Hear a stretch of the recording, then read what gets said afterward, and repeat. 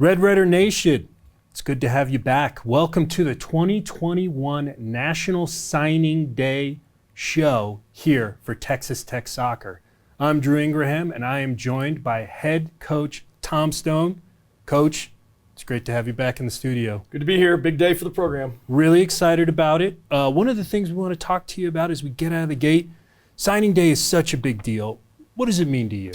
You know, the college environment is so unique. It's not the pros where you can have a player for 10 years as long as you want to keep paying them, as long as they're producing. The college environment is a 4-year deal and sometimes 5, but that means players have to go. And it's hard to say goodbye to the Jordy Hars who've seemingly been here forever, and the Kirsten Davises, and you know that whole class is going to be greatly missed. But it's quickly you turn your attention to who's coming in now, and who's part of the future, and who's going to build that new foundation for hopefully great successes as we've had in the past decade. And so signing day is always an exciting day, especially if you have a class like the one that we've brought in. I think it is the future. It is a great foundation. It's a great group of kids, great group of families, maybe the best academically oriented class we've ever brought in. I think we have 5 or 6 presidential scholars in this group, which is amazing. So it's an exciting day, and it's one that infuses us with talent and energy and excitement. And I think, especially the players that are still here that will be returning next year, they also look to this day to say, okay, these are our new teammates. They need to find out about our culture. We need to bring them along, because just stepping in here, we know they're good players, but they don't necessarily know how things are done here or in college in general. So there's a lot that goes on from this day forward, but from today on, it is an exciting time for these young ones that are coming in. 9 new faces that are going to take place in this acclimation process. When you and your staff set out on the road for this year, for this class, what were you looking for? Well, I think we had some priorities for sure, and they were in the area of backline players, and we needed a goal scorer. An out-and-out goal scorer. Those were some priorities because of who we were graduating and who was leaving. Not because we were deficient, but when you graduate people that score goals, you need people that score goals. When you graduate defenders like a Cassie Hyatt leaving, you gotta have some defenders. And so obviously those weren't the only things we were after, and we signed some great midfielders as well and a fantastic goalkeeper. But those were some of the priorities out of the chute. And I think too, we're at a place now where the college game is evolving. It's getting better. Teams playing better soccer at all times. And so if you don't keep up athletically and you don't keep up from a technical standpoint, you got to be able to play a bit, as people love to say, then you can't play our style. So we need people with great feet, and we need people that can run. And this whole class has players that can run and that have great feet. And that's a comforting feeling. Well, as we look at this roster, it seems like you really accomplished those goals that you just mentioned. One thing I want to touch on before we get into the specifics, previous connections with the Real Colorado club program. Can you talk a little bit about that? Well, just the whole state of Colorado. Coached there for a long time, and they really produce fantastic players. We have a great connection also to the state, just in terms of our distance. You can drive here, our weather, it's dry here. These kids don't really love humidity, so we are kind of a perfect distance / good soccer program, obviously, and the weather works for them. And a lot of the guys that I played with professionally and have coached with live there. I trust them. Lauren Donaldson, Lyle, these guys have just done an amazing job. Jared Spires at Real. They develop players, and they're not easy on them. And these days, it's important to know these kids have been pushed. It's important to know they've been held to a very high standard, because that's what happens when they come to college. And if it's a shock, that's not good. Right. And trust me, it's not a shock if you play for Lauren Donaldson when you come to college. And Lyle has had that group for many, many years. And we are so fortunate to have a great group of them coming. So we also have Cardi coming from the Rapids. So it's another Colorado kid. And we've just done really well in Colorado through the years. We've never had this many come at one time, but we're thrilled that pipeline continues. Well, it's great to see. And obviously it's really served your program well. So Tom, we talked a little bit about what this day means to you. But before we get into talking about the specific players and the signees, how did you and your staff navigate this recruiting process coming out of COVID? Yeah, it pivot central, right? Like the strength of recruiting to Texas Tech is people coming here. Right. And they couldn't. Or if they could, we couldn't see them. So people could randomly show up and walk around an empty campus in a town with no cars on the road, because that's when recruiting was supposed to be going on the front end of the building of this class. And so this is where I just have to give so much credit to our staff. I mean, Gibbs Keaton, our recruiting coordinator, and Nick Hallam, they were wizards in coordinating the production of This is Texas Tech campus. Here's a drone flyover. Here's what our stadium looks like when it's erupting. Here's some goal videos, and Gibbs was putting together specific stuff for goalkeepers and defenders and midfielders. And it was literally a recruiting battle that was waged online to start with. And so you might think, well, that may or may not be beneficial to recruiting to Lubbock, Texas. Right. As it turns out, it was amazing because the town sells itself. So people that came here are like, this is an unbelievable college town. Mm-hmm. And they visited potentially on their own, and they're like, there's nobody even on campus. And I don't know if you remember the spring of that year, it was beautiful. Gorgeous. I mean, for the downside of COVID, this place was lit up and absolutely picture perfect. It was when a lot of these kids just wandered through. Mm-hmm. And not everybody came during that time, but some took it upon themselves. And so that's when I think our ability to get very technical and let technology do its thing, and have Jeremy and your comms group do an unbelievable job putting together video after video and stuff that we could churn out and have great ideas. And, from Gio to you, Drew, to all the way through all of your video people, it was just an amazing cooperation, because obviously footballs want to do the same thing and there's only so many resources. But you guys got behind us. Gibbs and Nick came up with great ideas. And then we had to spend a lot of time watching kids on video, which was difficult. I can only imagine. So fortunately, as is the case with Gibbs, he's a bit of a Rolodex coordinator. We'd seen every kid, I believe, every kid that's committed, we had seen them before we were grounded. So we had an idea who we liked. We sent a video out to about 15 players on the opening day and said, you're our top group. And 9 of them came here, which is a pretty good number. And again, it just kind of comes back to the staff coordination, the job Gibbs and Nick did to get us going, to keep conversation. This is not a one-man show. Recruiting is all hands on deck. Right. And they just did a great job. And we really just poured into that and let Texas Tech and the town and what's going on here before be the front end of that recruiting effort. And then, of course, once we got them here and they got to see people in the stadium, a lot of people came down for our once we started opening up capacity in 2020, we played Texas here. Kirsten scored a big-time goal to win it late, and they got to see the environment. Even though we were limited, to 500 fans, we have no problem getting 500 fans. So it was just kind of this thing that built, and the momentum was good. And then, good players recruit good players. And Kylie Barr started talking to Peyton Parsons, and everybody started talking to Molly, and then we started talking to Cade Leibel, and it just kind of built on itself. And, here we are today with a great class. Well, it sounds like you guys did an amazing job with facing this adversity and turning it into an absolute positive for your program. And it says a lot about our university and a lot about our town. Like, imagine, don't get to go to a football game. You don't get to go to 14,000 at the basketball game. You don't get to come to a soccer game. And you literally have to kind of just take it all in without all of the pomp and circumstance. Yeah. And the university, thankfully, and the team, and the university team, and the town sold itself. And, again, credit to your group, Drew. They were unbelievably supportive in all the ideas we came up with and the ideas they came up with to help us go, look, if we can't get these kids here, they got to learn about Texas Tech. They got to know about our soccer pro. They got to know about the way it is here. And, everybody was all hands on deck, like I said, and I think everybody deserves a huge thank you for putting that together. I hope we don't ever have to go through that again. Yeah, absolutely. But we've also developed some new ways to reach kids that we wouldn't have if we weren't put in that situation. So, let's talk about the class. Now we'll move and we'll transition, start talking about the individual signees, and we'll talk about somebody who isn't from Colorado. We'll start with Katie Leibel. Yeah, Cade Leibel's a great story. That's one of the fun things about signing days. You look back at the stories, Kylie Barr, we had her and she had us, however you want to look at it, the minute she stepped on campus. She's like, I wanted to commit before I left. Her parents wouldn't let her, which of course made me stressed. But, that's a cool story. Came here, fell in love with the place, and it was good to go. And then others take different paths. And in Kate's case, it took us a while. She made us wait it out. I think we were second in the running for a while and ended up first in the running, which is just awesome. And won out on the end on a kid who's got so much of what we need in our midfield. Great feet, fantastic feet, uber competitive. Her coach, Greg Blassingame, is one of the tougher guys in the country, knows the game, has developed hundreds of college players. So we know what we're getting.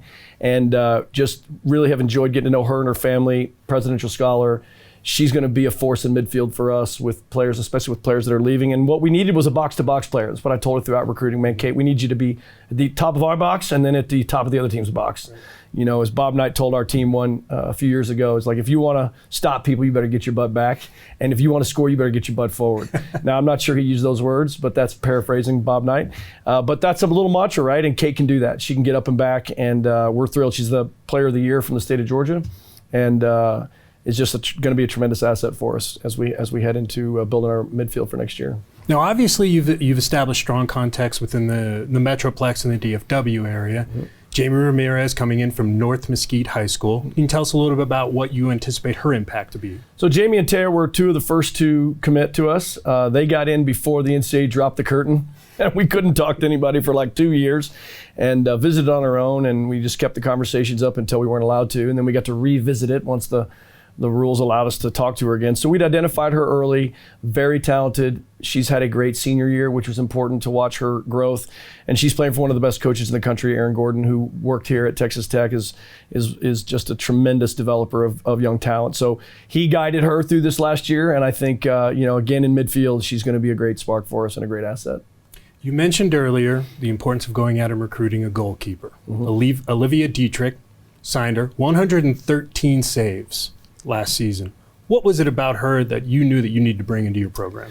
You know, as we recruited Olivia, they have two very good goalkeepers in that program, and one went to Oklahoma State and one went to Texas Tech, and I'm constantly arguing with Colin over who got the better one, which is fun. But I just kept seeing her make the save she's supposed to make. And then every now and then I'll be like, how'd you get to that? You know, so she'd make the difficult save when called upon, but just consistently made the one she's supposed to make. Very cerebral goalkeeper, coincidentally, super smart young lady. But also her coaches and speaking to them. You know, I think Lauren's comment to me was, if I'm going into a big game, I want her in the goal. And that's all you got to hear from a guy who's coached in the World Cup, who's coached national champions, who's developed world-class players. He's like, if I go into a big game, I want her in the net. That's all I needed to hear. And then when she came to visit, it was clear that she's a great fit for West Texas, for us, and for her academic dreams, which are very lofty. Excellent. Well, when you established earlier, you talked about your relationship with Real Colorado. Peyton Parsons, product of that club program. What was it about her when you went out and you saw her play that you knew that she could make an impact with the Red Raiders? So when you first see kids, you only see their skill. She's got plenty. You see their stats. She scores. She gets assists. You know, she's a leader on her Real team and has always been a leader. So you see those character traits. But until you get them here and you kind of look them in the eye and then you watch them play multiple times, and, you know, a lot of it was on video during COVID, mm-hmm. And then, you know, in real time. And then we had her at camp. Now, she'd already committed by the time she got to camp, and we had a tremendous amount of excitement for this kid. But she came to camp, and, you know, our players are involved in some of the exercises, and she's playing against all the other best commits. And all of a sudden, we realize that she's one of the most competitive kids that we've ever recruited. I mean, she wanted to win the camp 4v4 like it was the World Cup, and almost did. Unfortunately, one of her teammates actually bested her in the final, which was also awesome. But, you know, you look at Blackburn, you look at Teeter, you look at Hannah Anderson, you look at some of the uber competitive kids on our team, and there's more than that, obviously, but those are names that pop up.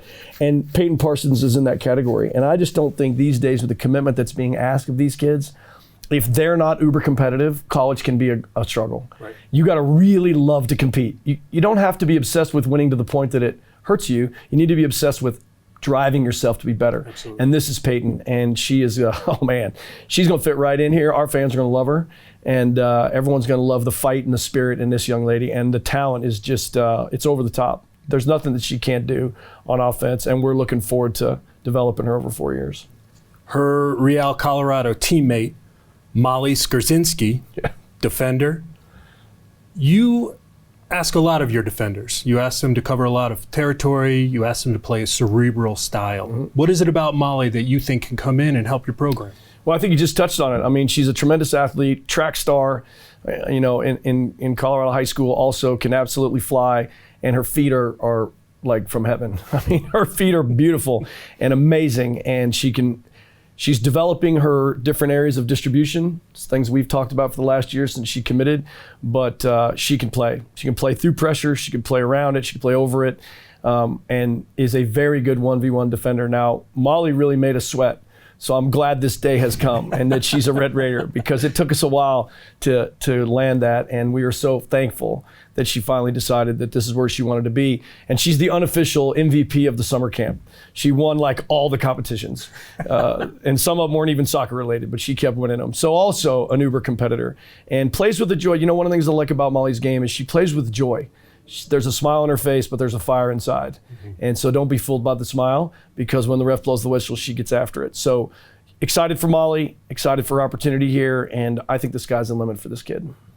Moving up towards the midfield, Taya Vlodman. Now, she has a pretty diverse set of stats. Tallied 11 goals, 15 assists. When your midfielders take the field, they're kind of field generals, right? So to have her fill that stat sheet in that capacity has to be something that draws attention to you, for you. It does, and you know, scoring big goals in big club games is bigger than some of the stats that we get to read. But when you score consistently, like we'll talk about Taylor in a minute, scores consistently in high school, you know, to the point of being the record holder. Taya's the same way. She's a very consistent player from the club game to high school. But the key with Taya is she's got great feet, and we have encouraged her to get more aggressive going to goal, because she loves to set people up. She loves to be the possession player, but there's something else out there for her in terms of being productive, and she's embraced that. And that's a big thing. Like, you're helping these kids before they get here. You're talking to them about their game on their way to college. And that takes a ton of time, but it's way worth it, because now they understand, okay, this is what they want of me before I get there. They don't want to be hearing these messages on day one in preseason. And Taya's embraced those things. She's one of the first ones in, and kind of built that class from her on up. And we're excited to have her, because I think our midfield needs people with great feet, and I think she's going to be able to hold on to the ball for us, which at times this year was a struggle. So we're excited to have that coming in. Another defender you're bringing in, Kylie Barr. What is it about Kylie's game that separates her from other defenders that you may have been looking at? Look, first time I saw Kylie play, she I think it was in a losing effort. Their team lost 3-2, I believe, or maybe tied 2-2. And she was so bothered by the score that at left back, she took over the game. Now, you've seen that here from Blackburn. Absolutely. And we've seen that ages ago from Hinkle. And I thought, wow. And she was like 14 and flying up the field. So she's also a state champion in track and field at Valor High School, has one of the best strength conditioning coaching programs in the country. Janine Becky's mom is, by the way, the shout out, is the counselor there. So we got to do some good due diligence, finding out the truth about Kylie, and everyone loves this kid. If you like the way Blackburn plays, she's got her own version of that on the other side of the field.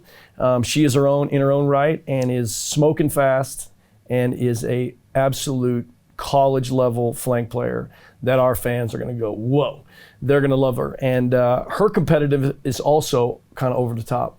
And these are the things, this is a constant kind of thread in this class, is they're very competitive young ladies at a time when I think overall in youth soccer, there needs to be more of it. Right. Because there's so much of it in college. And if you're not ready for the competitive nature, like, whoa, that's a bit much for me, that's a problem. It's not too much for Kylie. And, you know, I think she was the original Colorado young lady that we went after on that Real team. And then as we began to see the rest of that team unfold, we're like, whoa, look at Molly, whoa, look at Olivia, you know, look at Peyton. And so, you know, Kylie deserves some credit for getting us to the field. And then she is not disappointed and has been a tremendous wide player and has played some center back. And I think is just going to fit right into the Big 12. One of the better athletes that we've ever recruited.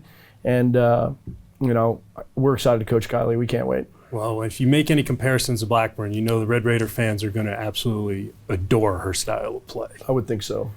You mentioned her before, and I'm going to make sure I get these stats accurate because they are mind-blowing.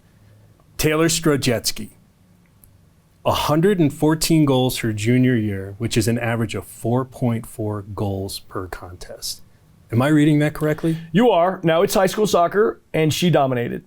And she found all different kinds of ways to score. Mm-hmm. And then what's, I think, the most impressive stat to back that up with is that same year or the previous season, she led her ECNL conference in goals. She was the leading scorer in the league for her club team, FC Dallas, also coached by Aaron Gordon. So she did it at the high school level, and I broke state records, is the record holder, and then did it at the ECNL level, which is the top league in the country, and her team is one of the top 4, if not 8 teams in the nation, or 8, if not 4 teams in the nation. And she's still doing it at that level. So that's the good part, is that against any competition, this kid's a goal scorer. She was a huge priority for us The recruiting effort took months and months. And, she's going to be an architecture major here at Tech, which is one of our best and most difficult majors. And I'm really proud that our university helped get Taylor Z to commit here, because were it not for that program in the state that it is, shout out to our architecture program, she might not have come here. I think she loved everything about the soccer, but that needed to be a fit. Very intelligent young lady, another presidential scholar, and is a force to be reckoned with. When you look at the number of balls we put across the box, and I think with Elise coming into her own, and Kennedy, who did well, and now Kylie coming, we've already talked about Macy on the other side. It's a goal scorer's dream to be in the box with the amount of service that we're getting right now.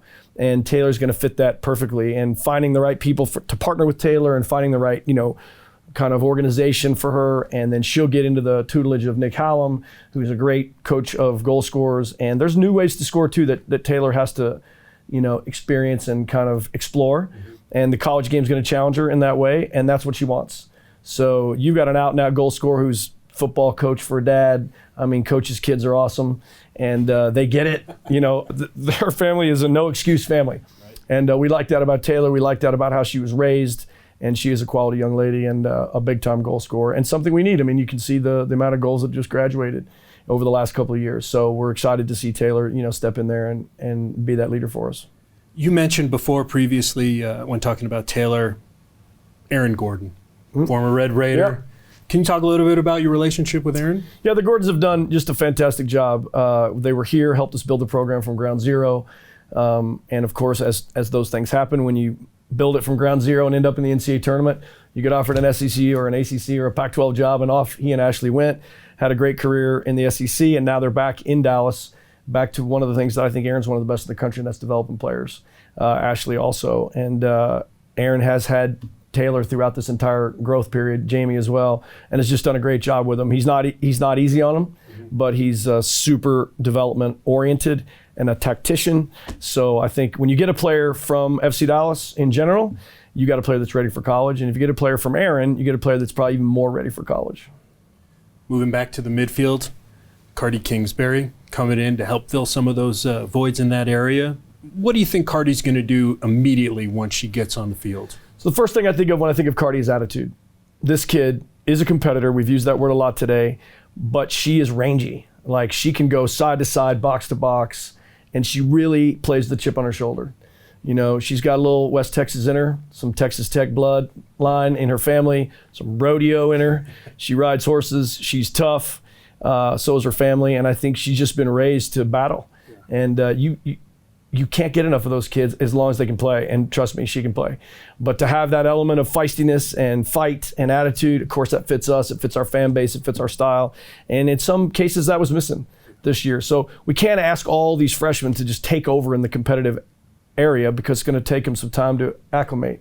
But we certainly can drive this group because they come in with this level of kind of battle mentality, and Cardi's no exception there. Great in the air, doesn't like to lose, and is going to be a great addition to our midfield.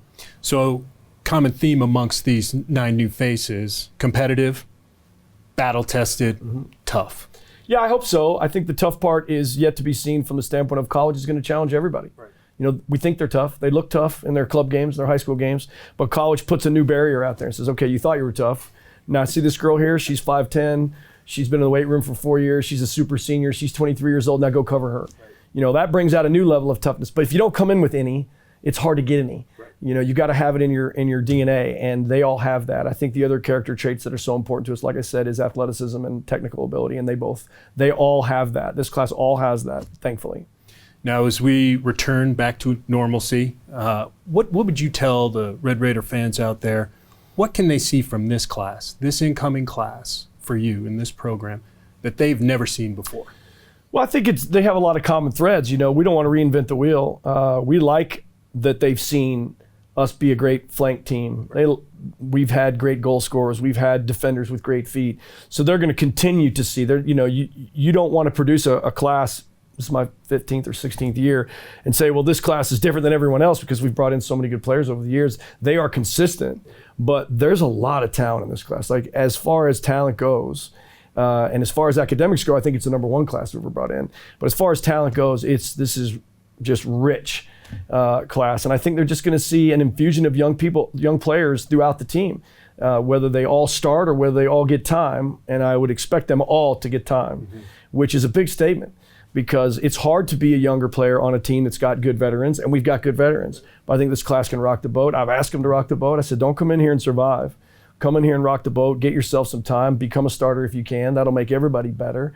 And I think our fans will be like, I like this class. I can't wait to see them develop over 4 years. Well, I can tell you what, if they can fill up the stat sheet on the field as much as they're going to help the team GPA, it seems like we'll be in really good shape. Now, keep in mind, we win that GPA award all the time. So they're just going to be, You're padding stats. Yes, they're fortifying our GPA because it's already outstanding. But yeah, it is impressive how well these ladies have done on the field and in the classroom. Well, Tom, we're wrapping up our show right now. Any last words you want to send out to Red Raider Nation? Let them know about what they can expect from coming into next year in 2022. I just think it's going to be an exciting team, but this is an exciting class. And we always love the support we get here at home. Towards the end of the season, the crowds really picked up here, and for everybody, it was at the Kansas game and the Oklahoma State game and the TCU game. That looked like the old Walker from 2019, pre-COVID. It's a home field advantage, and I think you're going to enjoy watching these young ladies play, and they're going to make you proud that they're Red Raiders. Thank you for joining us. It'll wrap up our National Signing Day show for 2021. Big thank you to Coach Tom Stone taking time out of his day to talk about the 9 exciting incoming freshmen we have coming up for this season. Thank you all for tuning in, and we're looking forward to an exciting soccer season next year.